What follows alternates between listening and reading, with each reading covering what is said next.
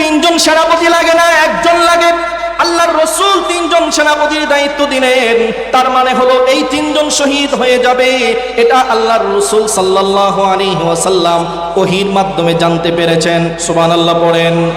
আল্লাহর রাসূল সাল্লাল্লাহু আলাইহি ওয়াসাল্লাম বললেন, যাও তোমরা তিনজন তোমাদের পরিবার থেকে বিদায় নিয়ে আসো। সুবহানাল্লাহ পড়েন। যায়েদ বললেন, ইয়া রাসূলুল্লাহ, আপনি হলেন আমার আব্বাজান, আমার তো আর কারো কাছে যাওয়ার দরকার নাই, কারো কাছে বলারও দরকার নাই। আর আমার মা ঘরের ভিতরে থেকে সব কিছু শুনে।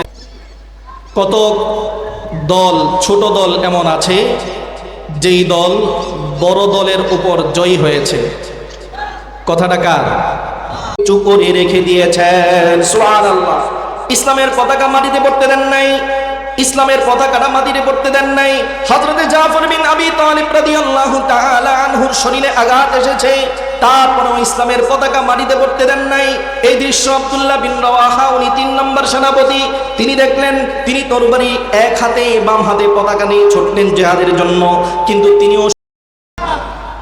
আমরা যারা আলোচনা শুনছি, যেহেতু রাস্তার পাশে, এজন্য সময়টাকে নষ্ট না করে যা কিছু বলা হয় ইখলাসের সাথে আমলের নিয়তে শোনার চেষ্টা করব ইনশাআল্লাহ।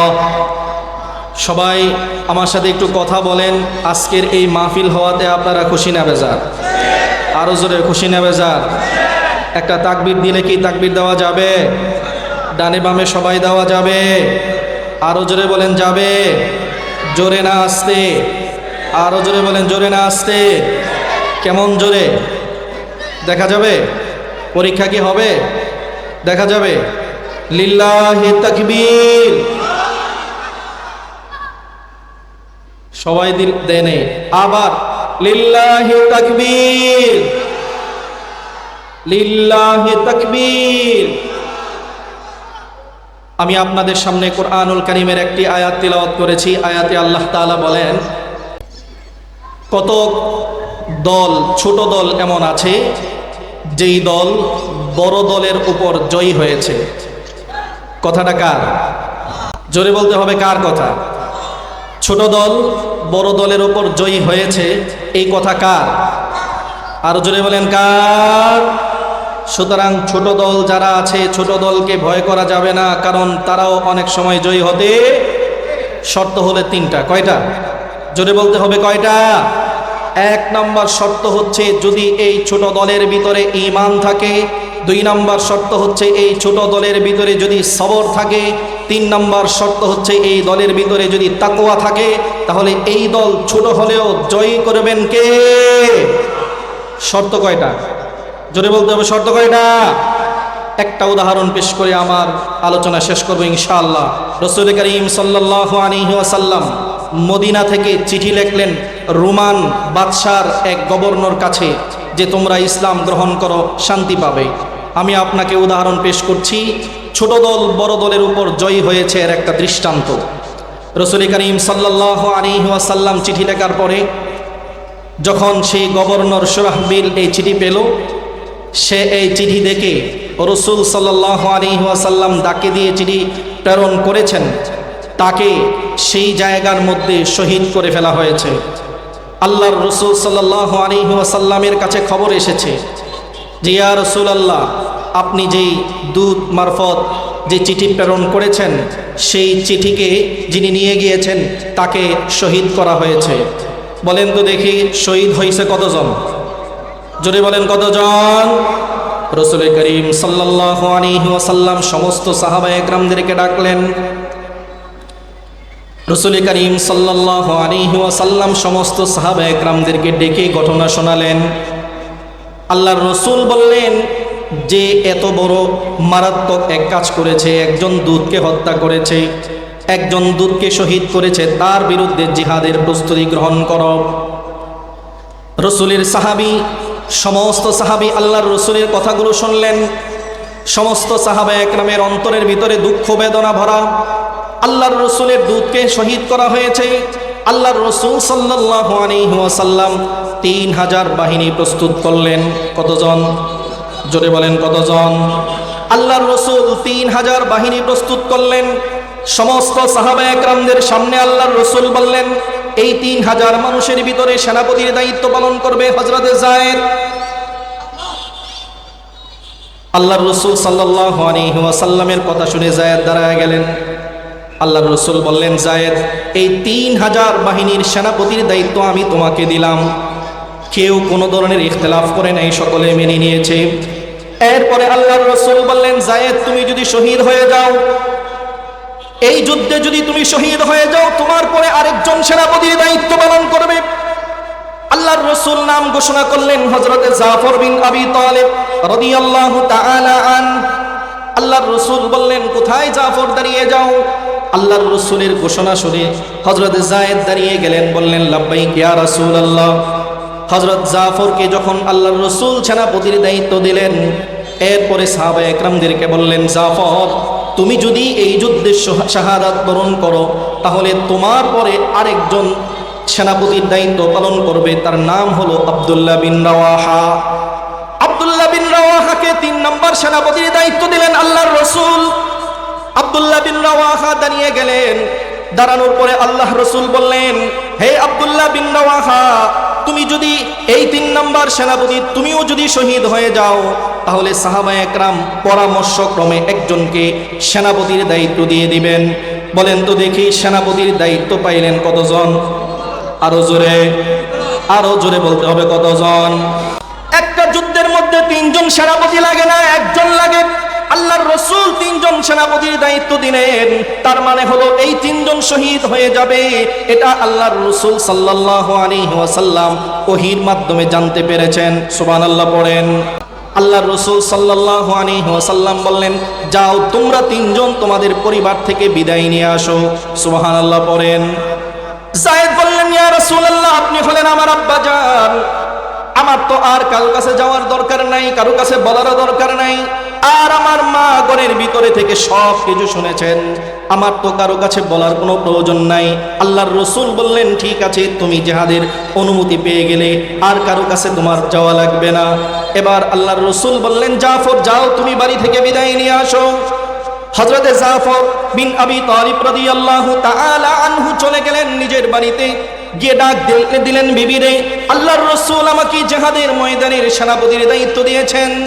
আল্লাহর রাসূল সাল্লাল্লাহু আলাইহি ওয়াসাল্লাম 3000 সৈন্য বাহিনীর মধ্যে আমাকে 2 নম্বর সেনাপতির দায়িত্ব দিয়েছেন। স্ত্রী বললেন, ঠিক আছে, সমস্যা নাই, আমি আল্লাহর কাছে দোয়া করি আল্লাহ তাআলা যেন জিহাদের ময়দান থেকে আপনাকে গাজী বানাইয়া আবার আমার কাছে ফিরাইয়া দেন। সুবহানাল্লাহ। হযরতে জাফর ডাক দিয়ে বললেন, বিবি, যে দোয়া আল্লাহর কাছে কবুল হবে না, সেই দোয়া তোমার করে কোনো লাভ নাই। কারণ আল্লাহর রাসূল আমাকে 2 নম্বর সেনাপতির দায়িত্ব দিয়েছেন। আমার আগেও একজন সেনাপতি আছে, আমার পরেও আরেকজন আছে, তার মানে হলো নির্ঘাত আমি সেই যুদ্ধে শাহাদাত বরণ করব। বলেন তো দেখি, এই কথা শোনার পরে স্ত্রীর অবস্থা কেমন? আল্লাহর রাসূল সাল্লাল্লাহু আলাইহি ওয়াসাল্লামের সাহাবী জাফর বিন আবি তালিব রাদিয়াল্লাহু তাআলা আনহু ওনার স্ত্রী সাথে সাথে কান্না শুরু করে দিলেন। ওনার সন্তানগুলো বাবাকে জড়ায়া ধরে কান্না শুরু করে দিলেন। জাফর বিন আবি তালিব রাদিয়াল্লাহু তাআলা আনহু বললেন, স্ত্রী হে, তোমার সাথে অনেক দিন পর্যন্ত সংসার করেছি, হতে পারে তোমার কোনো ধরনের হক আদায় নাও করতে পারি, সুতরাং আমার ব্যাপারে যদি তোমার কোনো কষ্ট থাকে, আল্লাহর রাস্তে তুমি আমাকে ক্ষমা করে দিও। সুবহানাল্লাহ। আল্লাহর রাসূলের জন্য আল্লাহর রাসূল সাল্লাল্লাহু আলাইহি ওয়াসাল্লাম যখন জিহাদের সেনাপতির দায়িত্ব দিলেন, একবারও কি ইখতিলাফ করেছেন, মতানৈক্য করেছেন? জোরে বলতে হবে, মতানৈক্য করেছেন। জাফর বিন আবি তালিব রাদিয়াল্লাহু তাআলা আনহু জিহাদের সেনাপতির দায়িত্ব পেলেন, বাড়ি থেকে বিদায় নিয়ে চলে আসলেন। এবার আব্দুল্লাহ বিন রাওয়াহাকে বললেন, হে আব্দুল্লাহ বিন রাওয়াহা, তুমিও বাড়ি থেকে বিদায় নিয়ে আসো, কারণ জিহাদে যাইবা। আল্লাহর রাসূল জানতেন ওহীর মাধ্যমে এই আব্দুল্লাহ বিন রাওয়াহা তিনিও জিহাদের ময়দানে শহীদ হয়ে যাবেন। আব্দুল্লাহ বিন রাওয়াহা চলে গেলেন নিজের বাড়িতে। নতুন বিবাহ করেছেন মক্কা মদিনার মধ্যে সুন্দরী একজন মেয়ে, এখনো পর্যন্ত বাসর রাত্র হয় নাই। আব্দুল্লাহ বিন রাওয়াহা স্ত্রীকে ডাক দেওয়ার জন্য ঘরের দরজার মধ্যে গিয়ে দাঁড়িয়ে গেলেন। গিয়ে দেখেন ঘরের ভিতর থেকে কুরআনুল কারীমের তিলাওয়াতের আওয়াজ আসতেছে। আরো আস্তে কোন, আরো জোরে বলেন, কিসের আওয়াজ? কিসের আওয়াজ? বন্ধু, কোরআনুল কারীমের তিলাওয়াতের আওয়াজ।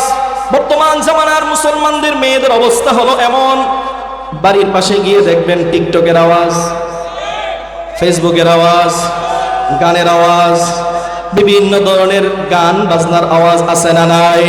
মনে রাখবেন, যতদিন পর্যন্ত আপনার স্ত্রীর দিনদার না হবে সেই সংসারে কোনোদিন শান্তি আসবে না। কথা বলেন ঠিক কিনা? আব্দুল্লাহ বিন রাওয়াহা ঘরের ভিতরে গিয়ে দেখেন স্ত্রী নতুন মাত্র বিবাহ করেছে, কোরআনুল কারীমের তেলাওয়াত করতেছে। সুবহানাল্লাহ।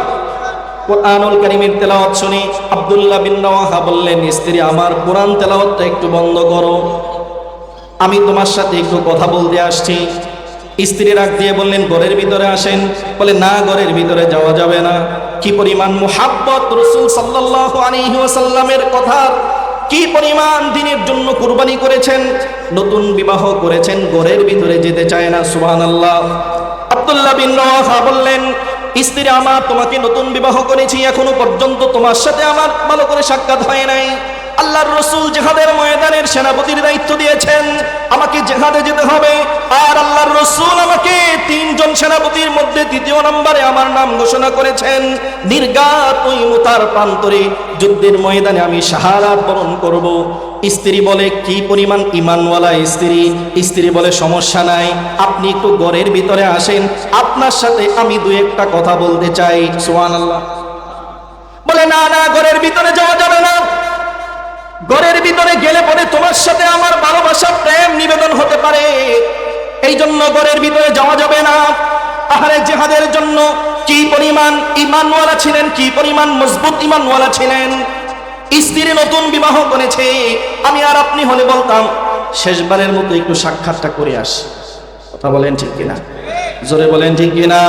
এই মুসলমান, ভালো করে বুঝতে হবে, আব্দুল্লাহ বিন রাওয়াহা রাদিয়াল্লাহু তাআলা আনহু ঘরের ভিতরে যেতে চান না। স্ত্রী বলেন, স্বামী আমার, আপনার সাথে প্রেম নিবেদন করার জন্য আপনাকে ডাকি নাই, আমি আপনাকে ডাক দিয়েছি একটা কারণে, কারণ আমি আপনাকে এখনো পর্যন্ত বিয়ে হওয়ার পর থেকে ভালো করে দেখি নাই। সুবহানাল্লাহ।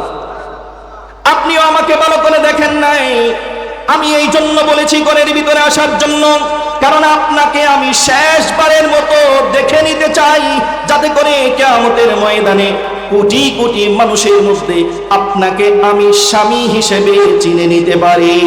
সুবহানাল্লাহ। আব্দুল্লাহ বিন রাওয়াহা চলে আসলেন, বাড়ি থেকে বিদায় নিয়ে চলে আসলেন। 3 জন চলে গেলেন সেনাপতির দায়িত্ব নিয়ে মুতার প্রান্তরে। যুদ্ধ শুরু হবে। আল্লাহর রাসূল সাল্লাল্লাহু আলাইহি ওয়াসাল্লাম এর সাহাবী মাত্র 3000, আর রোমান বাহিনী হলো 2 লক্ষ। কত? জোরে বলেন, কোন দিকে বেশি? কাফের বেশি না মুসলমান বেশি? জোরে বলেন, আরো জোরে বলেন। আল্লাহর রাসূল সাল্লাল্লাহু আলাইহি ওয়াসাল্লাম এর কাছে খবর এসেছে রোমানদের সৈন্য থাকবে 1 লক্ষ। সাহাবায়ে কেরাম তার প্রান্তরে গিয়ে দেখেন সৈন্যবাহিনী কত লক্ষ। আর জোরে বলেন, 1 লক্ষ সৈন্য বেশি। আল্লাহর রাসূল সাল্লাল্লাহু আলাইহি ওয়াসাল্লামের সাহাবারা সকলে বসলেন, পরামর্শ করলেন কি করা যায়। আমরা তো জানতাম 1 লক্ষ সেনাবাহিনী রোমানদের থাকবে, তাদের বিরুদ্ধে আমরা যুদ্ধ করব, কিন্তু এখন এসে দেখি আরবের অন্যান্য লোকগুলো এই মুতার প্রান্তরে যুক্ত হয়েছে জিহাদের জন্য, আমাদের বিরুদ্ধে 2 লক্ষ হয়ে গেল। এই মুহূর্তে আমরা কি যুদ্ধ করব না রাসূল সাল্লাল্লাহু আলাইহি ওয়াসাল্লামের কাছে চিঠি লিখবো? একটা পরামর্শ করলেন।